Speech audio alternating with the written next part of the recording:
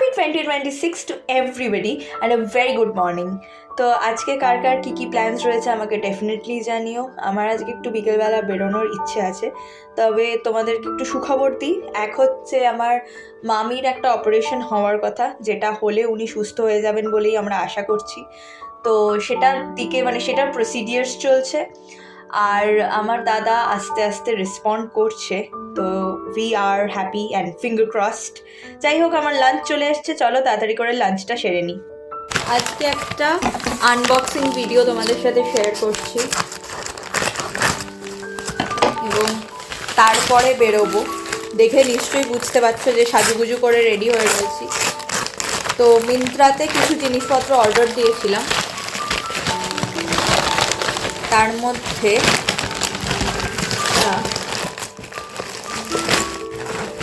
খুলে বার করতে পারছি না, বাবা বাক্সের মধ্যে বাক্স।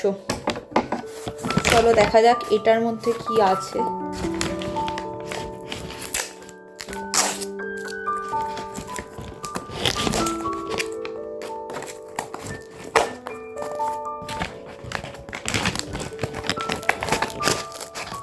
এটাকে বার করাটাই একটা যুদ্ধের ব্যাপার হয়ে গেছে বাবা।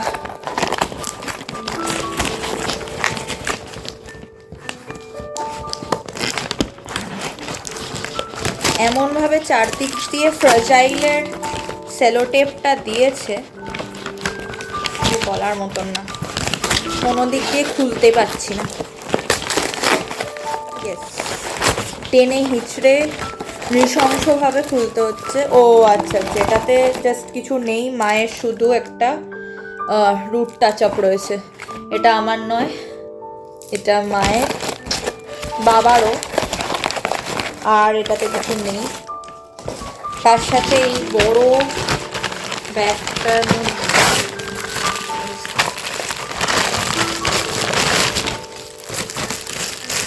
এটা আমি অনেক দিন ধরে টার্গেট করে রেখেছিলাম। তবে এটা অ্যাকচুয়ালি আমার ভাইফোঁটার গিফট। ভাইফোঁটায় আমাকে আমার দাদারা, সর্দামণি, কুটি দাদা, ওরা গিফট কার্ড পাঠিয়েছিল। তো সেই গিফট কার্ডটা দিয়ে আমি এই ব্যাগটা নিলাম।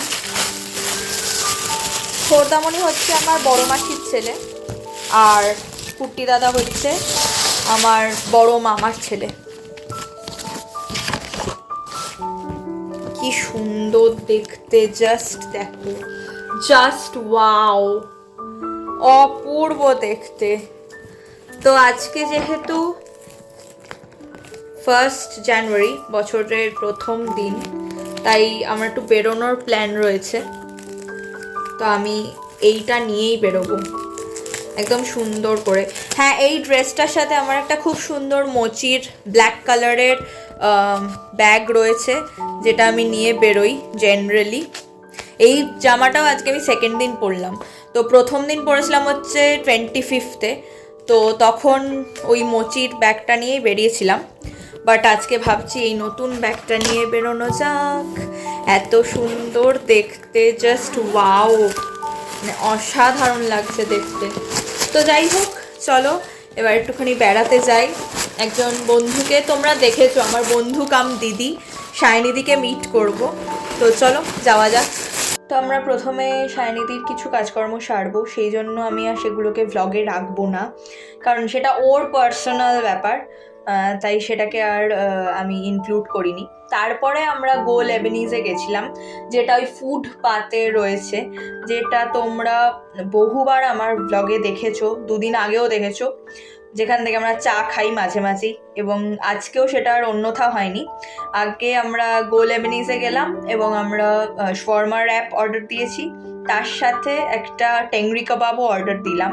এক প্লেটে 2টো থাকে, এবং তোমাদের জন্য মেনু কার্ডটাও দেখিয়ে দিলাম, তোমরাও যাতে এসে অর্ডার করতে পারো। আর বিশ্বাস করো, অপূর্ব খেতে ছিল, 2টো খাবারই অসাধারণ। তো তোমরা ডেফিনেটলি ট্রাই করতে পারো, আর ভীষণ রিজনেবল প্রাইসে। তারপরে আমি নিয়ে নিলাম 1 কাপ কফি, আর যে চায়ের স্টলটা রয়েছে, যেখান থেকে আগের দিন দুধ চা খেয়েছিলাম, সেখান থেকে নিয়ে নিলাম 1 কাপ কফি, আর সায়নিদি নিল 1 কাপ লেমন টি।